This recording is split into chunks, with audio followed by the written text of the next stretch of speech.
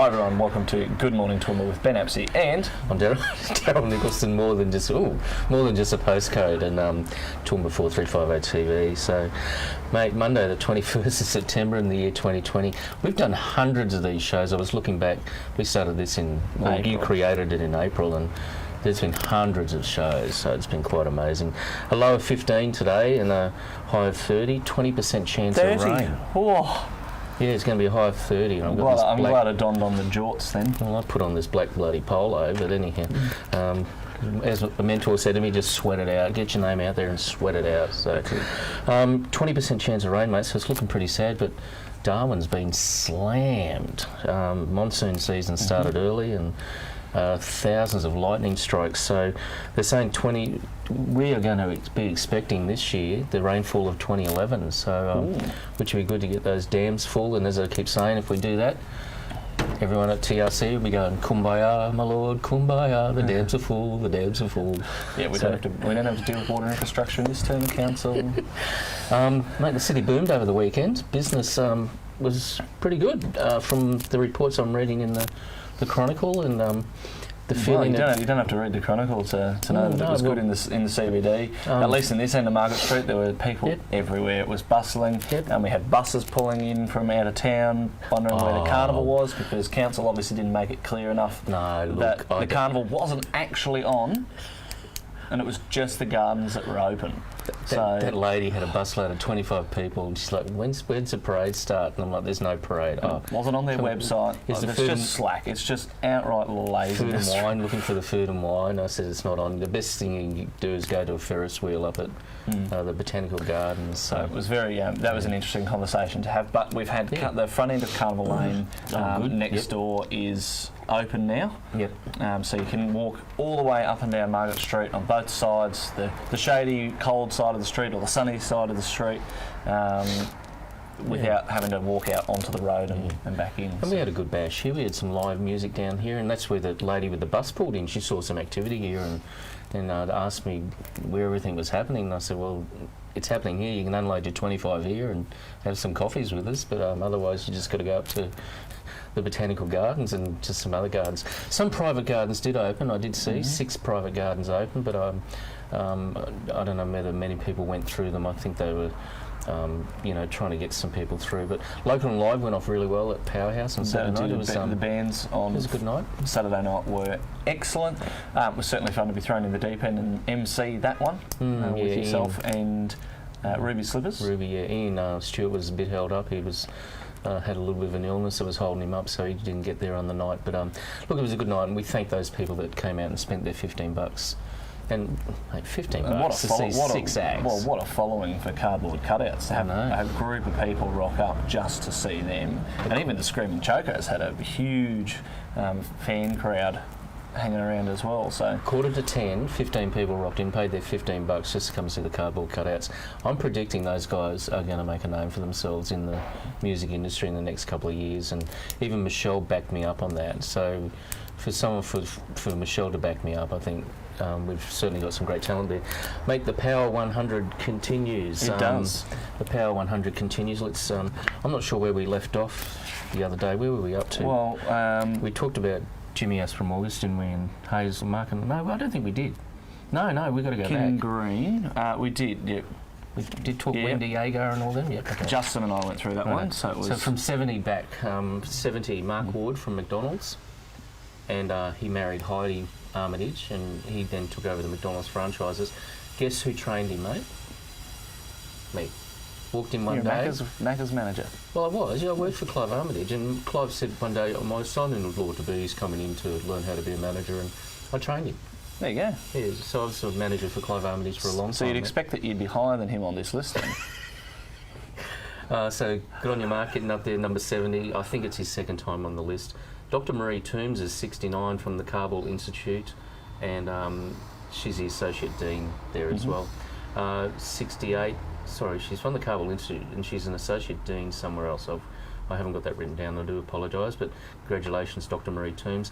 Number 68, Mr. Kerry Sewell from the Empire Theatre does a great job there. General manager of the Empire Theatre, and going through quite a stressful period in their life at the moment, but starting to get some local acts in and some touring acts in as well to just fill some seats. And now that they've got their venues, live performance venues, COVID safe plan, they are able to have a lot more than the 400 that they could. They can half fill. Good. I think is the 67 is the amazing Mark Kelly, Superintendent of Toowoomba Regional Police. I've sat on the Toowoomba Safer Regional Partnerships with Mark. He's an advocate for this region of road safety especially. He breaks his heart when the road safety numbers go through with the fatalities, but he's doing some great job with policing. Crime is down in the area, so Mark's doing a great job.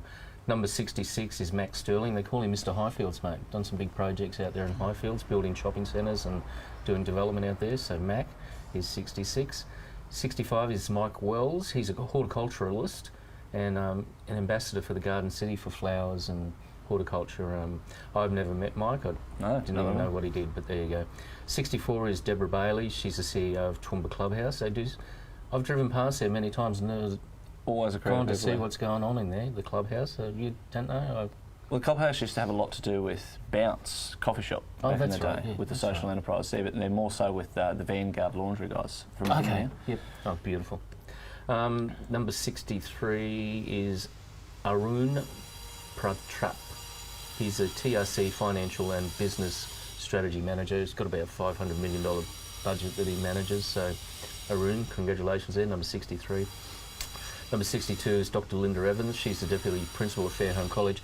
Very interesting lady. She led that campaign to get all the students and boarders. She got all the schools around to rally the government to get the boarders. She managed to influence Palaszczuk to actually have a heart. So. Well, and it went national, went on the Today Show and really got some attention. So Dr. Linda Evans, great work there, getting those students back to their parents where they should be for the school holidays. Where they are for the school holidays. That's right. Yeah, so. 61 is Peter Hauser. His last year as the Toowoomba Grammar School headmaster. So Peter, they have assigned someone to the role. They found someone, they searched the world and they have found someone to succeed him. So Peter is stepping down from the role this year.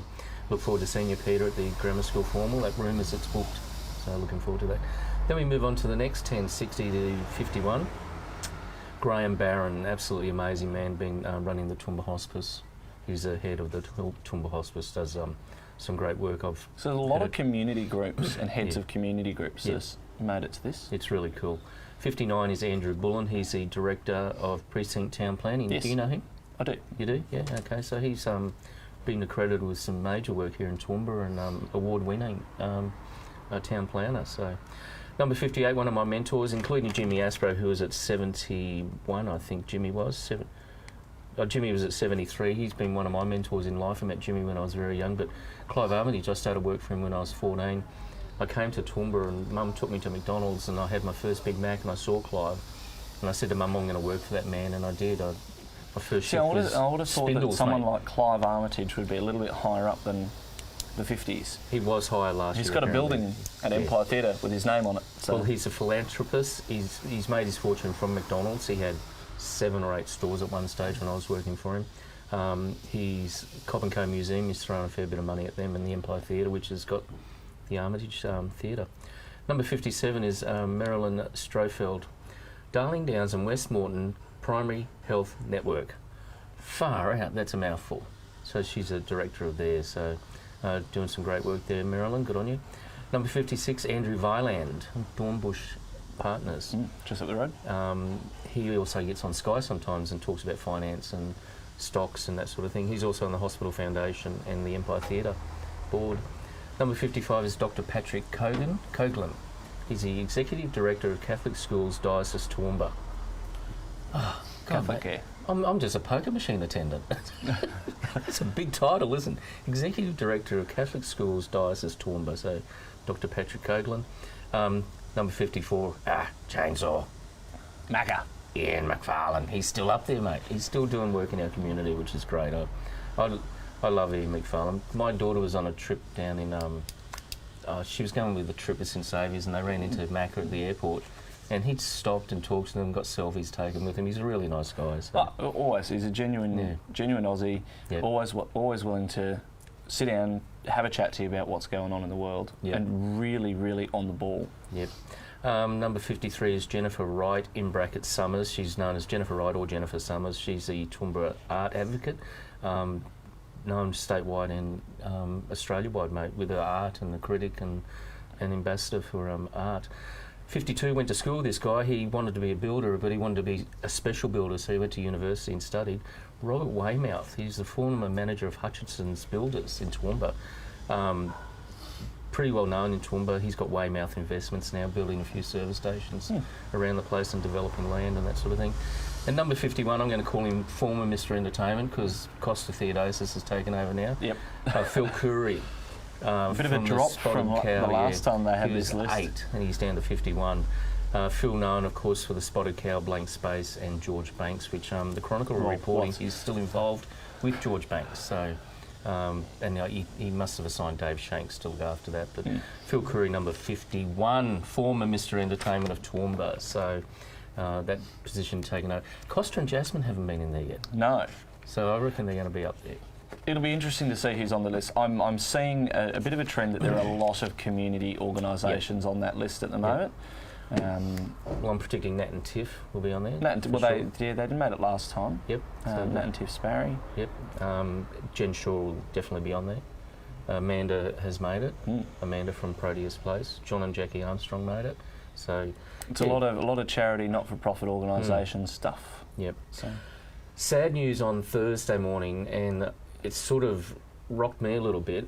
I am a big fan of John McVeigh. I think he's done some great job. He's always held time for me and let me interview him and that sort of thing. But John announced effectively Thursday morning he was resigning from the seat of groom, and his wife Anita's taken to an illness, so not much details around there. But Friday morning it was. Shocking news. So Friday morning, and a very busy day in politics Friday. So well, I was talking to someone at the Powerhouse. They run an organisation out just out of town there, and John's involved. He's a patron. He let them know first, and they were just heartbroken. So it's going to be interesting, mate. So is Ben Apsey's going to step up and put his name up for groom?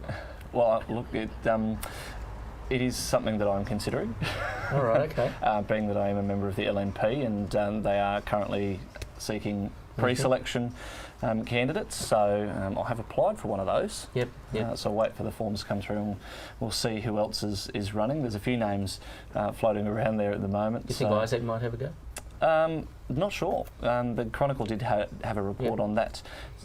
At this stage, what's his last name? Isaac Moody. Moody, that's right. At this stage, no indication that he will. He did challenge John quite some time ago for the pre-selection of the previous federal election, but was unsuccessful there. So John had the numbers.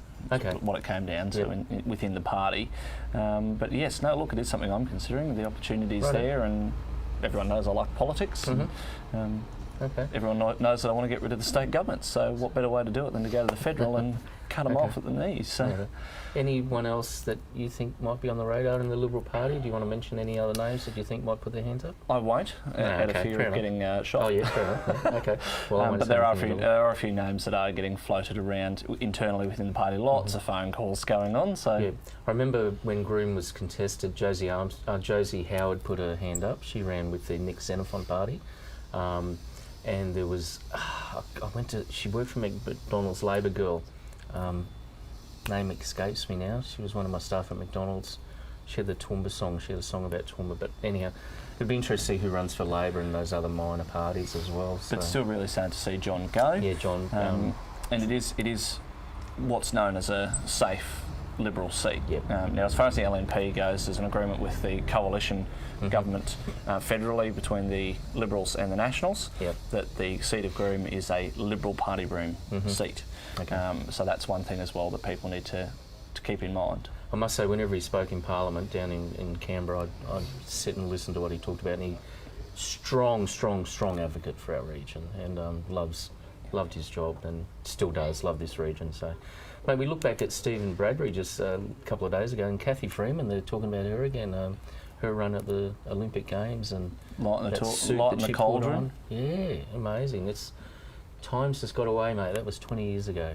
Sydney, 2000. So I was talking about the Sydney Olympics with someone else over the weekend as well, because it's on everyone's minds, and I just remember Nikki Webster. Yeah, that's right, Nikki Webster. As a little kid, Nikki Webster. And she's fully grown adult now, yeah. So, righto, Monday the 21st of September, low of 15, high of 30, 20% chance of rain. You know what I'm saying, wish, hope, pray, meditate, just put it out there. We need rain, and Darwin, don't be afraid. Send some of those monsoons down. That would be nice. There's a lot of dams down here that need it. That's right. I'm Daryl Nicholson, Toowoomba 4358 TV, more than just a postcode. Thank you for joining us with Good Morning Toowoomba. As always, remember to like and share us on Facebook, follow us on Instagram. If you've got any news stories, send them through to us. We'd be more than happy to give you a shout out to your organisation or to your business. And if you want to come on the show, send Daryl a message. I'm Ben Apsey. Take care.